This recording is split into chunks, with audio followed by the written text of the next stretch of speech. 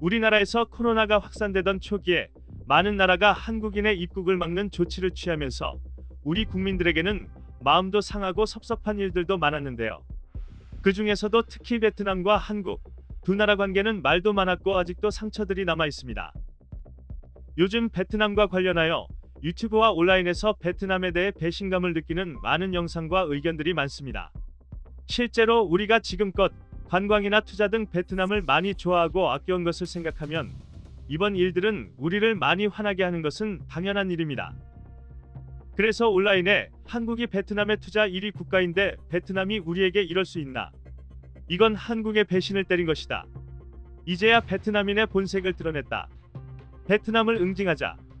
앞으로 절대 베트남에 여행을 가지 않겠다. 이제 베트남 투자를 회수하고 다른 나라로 옮기자. 한국을 무시한 베트남은 우리에게 무릎을 꿇어야 한다라는 이야기가 많습니다. 여기에 더해서 베트남 축구 대표팀 감독인 박항서 감독님과 관련해서도 섭섭한 이야기가 많습니다.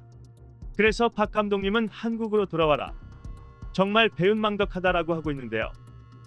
베트남 사람들은 그들 나름대로 한국에 대한 감정이 안 좋아지고 있습니다. 양쪽의 감정 대립은 유튜브와 온라인이라는 익명의 공간에서 서로 대립하게 되었고 서로 자국의 입장에서 상대를 비난하고 있습니다. 최근에는 베트남 내에서 한국 불매운동이나 혐한운동이 있다라는 이야기까지 나오고 있습니다. 다시 말씀드리지만 우리가 충분히 베트남에 섭섭할 수 있는 부분이 있습니다. 특히 우리나라 태극기에 코로나를 합성시켜 우리를 조롱한 것은 아니 힘들었던 시기에 우리를 친구라고 하던 베트남인들에게 많이 실망하고 화가 나기에 충분합니다. 한국은 베트남을 신남방정책 핵심 국가로 여겼으며 베트남에 대한 투자를 아끼지 않았습니다. 베트남에서도 한국의 대표기업 삼성이 베트남에서 스마트폰 생산을 하는 것을 자랑스러워하며 한국의 음식, 문화를 비롯해 경제까지 한국을 좋아하고 선망의 대상으로 생각했습니다. 오늘은 이 문제에 대해서 하나하나 짚어보고 따질 것은 따지고 잘못된 부분은 고칠 수 있도록 더 자세히 알아보고 생각하는 시간을 가지도록 하겠습니다. 특별히 이번 영상은 꼭 많은 분들이 끝까지 보셨으면 좋겠습니다. 이 영상을 보시고 여러분의 생각과 의견을 댓글로 남겨주시면 저도 최대한 제 생각과 의견을 말씀드리겠습니다. 그리고 시간이 되신다면 이전 영상인 코로나 팬데믹 시대 한국이 가야 할 길이라는 영상도 같이 보실 것을 추천드립니다. 사건의 발달은 지난 2월 29일 베트남 하노이로 향하던 아시아나항공이 베트남 정부의 착륙 불허로 인천공항으로 긴급 회항을 한 사건입니다. 이는 코로나19 여파로 베트남 정부가 16년 만에 한국인의 무비자 입국을 거부했기 때문이었습니다. 이륙 전 아무런 통보도 받지 못하고 이후에도 사과도 받지 못해서 우리 국민들은 분통을 터뜨렸습니다. 이뿐만이 아닙니다. 대구에서 출발해 베트남 다낭에 도착한 한국인 관광객 20명을 우리 정부와 사전 협의 없이 코로나 차단을 위해 탑승객의 여권을 압수하고 병원에 보냈는데요. 격리된 분들이 아무런 증상도 없는데 열악한 시설의 감금 수준의 격리를 당했다라는 보도가 있었기 때문이죠. 그 후로도 크고 작은 많은 사건들이 한국과 베트남 사이에 있었습니다. 이에 분노한 많은 우리 국민들이 베트남인들의 행동에 대해 배신감을 느끼고 화가 많이 나 있는 상황입니다. 섭섭한 감정과 불만을 느낀 일부 언론과 한국 네티즌들이 온라인과 언론을 통해 베트남에 대한 서운한 감정을 토로하기 시작했습니다. 베트남 네티즌 역시 혐한을 서슴지 않고 아주 일부이긴 하지만 아직까지도 계속하고 있습니다. 하지만 베트남에 살고 있는 교민이나 사업 기반을 두고 있는 기업체들은 이렇듯 격해지는 양국 관계의 상황들에 대해 더 큰 걱정과 우려를 하고 있습니다. 지난 10일 윤상호 베트남 연합 한인회장은 우리 언론 매체와의 인터뷰에서 코로나19 방역을 위한 베트남 정부의 입국 제한 조처가 과하다고 느낀 일부 한국 네티즌과 유튜버들이 베트남 정부와 국민을 비난하고 있는데 이를 자제해주기 바란다며 우려를 하기도 하였습니다. 우선 이야기를 풀어나가기 위해 우리나라와 베트남의 관계에 대해 간략히 정리해보겠습니다. 베트남에게 한국은 1위의 투자국이며 2위의 공적개발원조 제공국, 그리고 3위의 교역국입니다. 많은 한국분들이 베트남 여행을 가보셨을 겁니다. 그럼 얼마나 많은 한국인이 베트남을 여행할까요? 베트남은 연간 450만 명의 우리나라 사람들이 방문하는 나라입니다. 550만 명이 방문하는 중국에 이어 두 번째 규모입니다.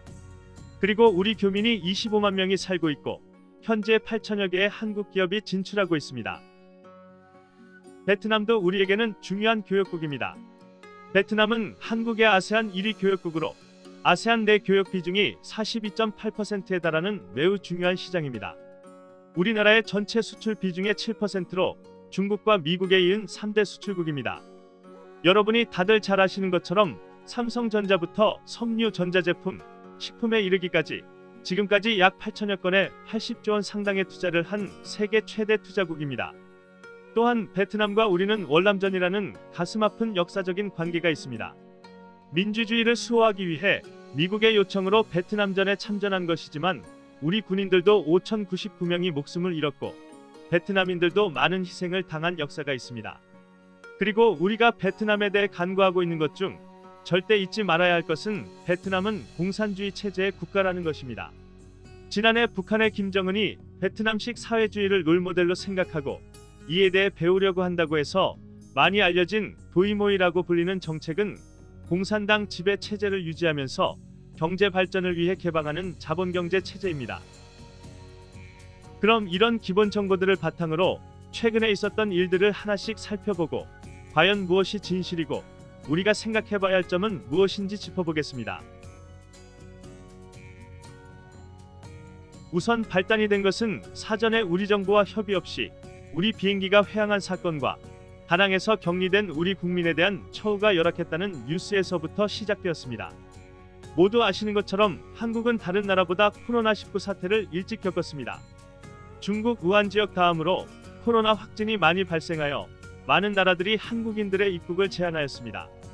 한국인을 입국 제한하는 국가들이 늘어날수록 정부는 이를 해결하기 위해 외교적 노력을 하였고 이러한 상황에 국민들은 많은 우려가 있었습니다.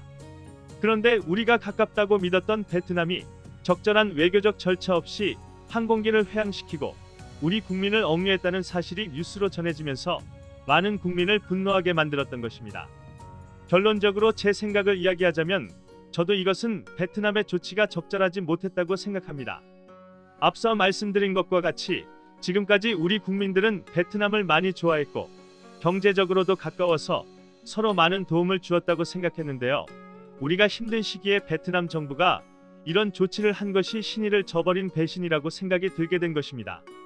하지만 베트남에 대해서 잘 알고 현지에 생활하거나 사업을 하는 분들에 따르면 베트남 인민위원회의 결정들은 전격적이고 일방적인 경우가 많다고 합니다. 다시 말씀드리지만 베트남은 사회주의 국가입니다. 경제적 실리주의를 위해서 개방주의의 흐름을 따르고 있지만 국가를 통제하는 데 있어서 다른 사회주의 국가들처럼 강하고 일방적인 통제를 합니다. 이번 코로나19 사태에서도 베트남은 초기부터 강한 통제를 하였습니다. 그로 인해 나름 코로나 방역을 잘 성공시켰다는 평가도 듣고 있습니다. 현지의 교민들이 이야기하는 것처럼 베트남은 우리나라와 같이 선진화된 의료 시스템이 없기 때문에 부득이한 조처였을 수도 있습니다.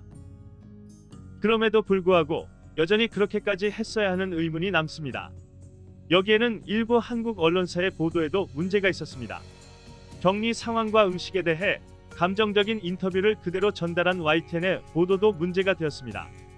여기에 베트남인들이 자랑스럽게 여기는 반미라는 음식을 빵조가리라고 표현한 것이 더 상황을 악화시켰습니다.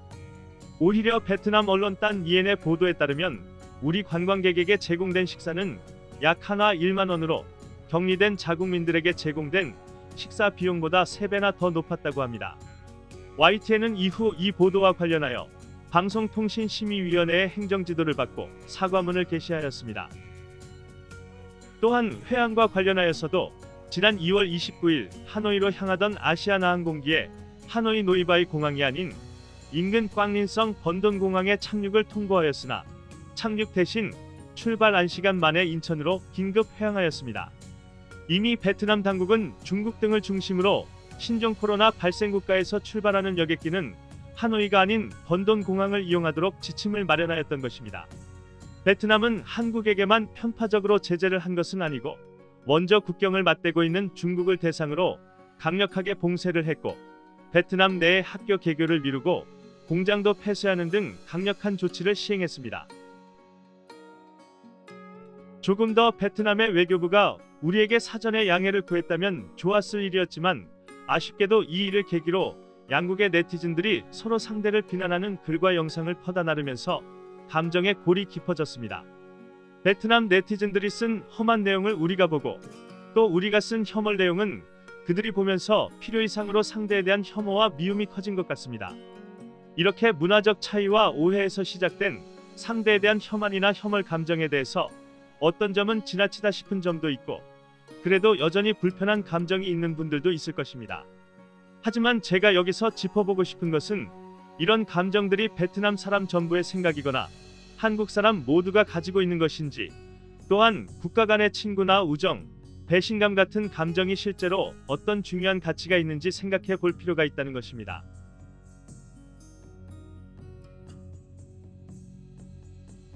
그럼 우리와 베트남 간의 경제적인 관계에 대해서 한번 알아보겠습니다.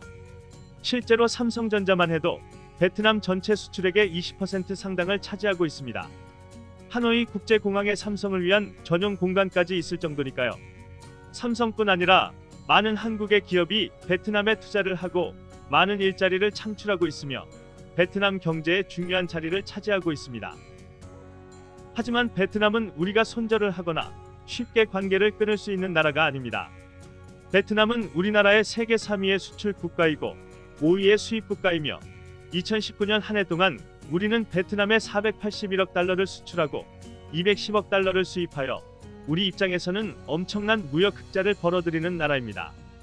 우리가 베트남 경제에 엄청난 도움을 준 것은 사실이지만 우리도 베트남으로 인해 많은 경제적 이익을 보고 있는 것입니다.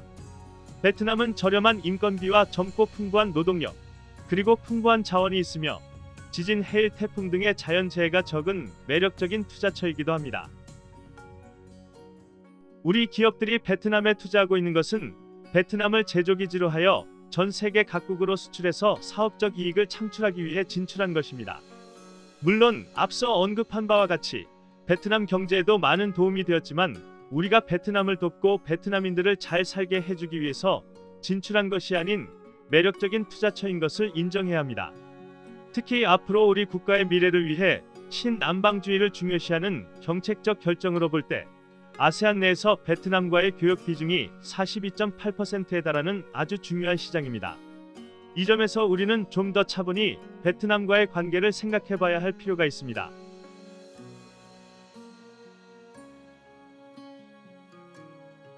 그렇다면 이번 일련의 일들로 인해서 베트남 사람들은 우리를 싫어할까요? 반한 감정이 높아져서 우리 상품에 불매운동을 벌이고 있을까요? 아마도 일부의 베트남 사람들은 그럴지도 모릅니다. 하지만 얼마 전까지만 해도 한국을 가장 좋아하는 나라 중 1, 2위가 베트남이었습니다. 베트남은 한류가 강한 나라입니다. K-팝, K-푸드, K-드라마, 영화에 이르기까지 베트남은 한국 문화와 제품을 많이 좋아합니다. 심지어 베트남에서 콜라보다 더 많이 팔리는 음료수가 한국의 쌀음료입니다. CGV와 롯데시네마가 베트남 전체 영화 배급 시장과 영화관 체인의 3분의 2 이상이며 한국 영화를 리메이크한 영화들이 박스 오피스 1위를 종종 차지합니다. 2019년 베트남에서 실시된 설문조사에 따르면 베트남인이 여행 가고 싶은 나라 2위가 한국이었습니다. 특히 베트남 여성의 경우에는 한국이 1위였습니다. 흔히들 베트남인들은 한국을 좋아하는 나라라고 합니다. 하지만 일본은 존경하는 나라라고 한다고 하네요. 왜냐하면 일본은 오래전부터 동남아 지역에 많은 공을 들였습니다. 특히 베트남에게는 2차 대전 이후부터 오랜 시간 많은 것을 투자하였습니다. 베트남 사람들이 반드시 우리나라를 가장 좋아해야 하는 것은 아닙니다. 하지만 분명한 것은 베트남에서 한류는 아주 뜨겁고 우리와는 가까운 나라 중에 하나라는 겁니다. 그리고 일반화할 수는 없지만 각 나라별로 그 나라 국민만의 국민성이라는 것이 있죠. 일반적으로 베트남인들은 자존심이 아주 강하다고 합니다. 프랑스나 중국, 미국 등과 같은 강대국들에게도 굴하지 않았다는 자긍심이 높다고 하는데요. 다만 잘못을 해도 사과를 잘 안 한다는 평가들도 있고요. 제가 이런 이야기들을 하는 것은 그냥 좋아하는 것은 좋아하는 것이고 싫어하는 사람들은 우리를 싫어할 수 있다는 것입니다. 오히려 베트남에서 한국인들의 이미지는 매우 보시하다, 그러니까 거만하다는 인식이 있다고 합니다. 베트남 사람들은 자신들의 이익이나 필요에 의해서 행동할 것입니다. 아마도 그것은 우리도 마찬가지일 것이고요. 인터넷에서 현지에서 사는 교민들의 이야기를 찾아보면 특별히 한국 사람에 대해 반감이 있거나 싫어한다는 것을 느끼지 못한다고 합니다.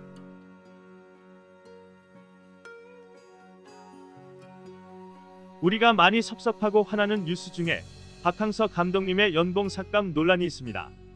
이 논란은 한때 베트남에서 국민영웅이라고 치켜세우던 박 감독님에게 자진 연봉을 삭감하라고 한 베트남 언론 기사 때문이었는데요. 박 감독님은 2018년 아시아 축구연맹 챔피언십 준우승부터 2019년 동아시아 우승까지 베트남 축구에서 새로운 역사를 만들었습니다. 그때 우리도 같이 베트남 축구팀을 응원하였기에 우리 축구팬들의 배신감은 클 수밖에 없었습니다. 이 뉴스도 박항서 감독의 에이전시인 이동준 대표의 인터뷰를 보면 오해가 만든 현상입니다. 우선 베트남 언론에서 이런 주장이 있었던 것은 사실입니다. 하지만 수천 개의 베트남 언론 중에서 단 3개의 매체가 이런 주장을 했다고 합니다. 그 3개의 언론사조차 아주 작은 곳이고 베트남 여론을 대변하는 것이 아니었고 베트남 축구협회의 공식 의견도 아니었습니다. 박 감독님은 특별히 대응을 하기보다는 진심을 가지고 계획했던 기부를 하신다고 했다고 합니다.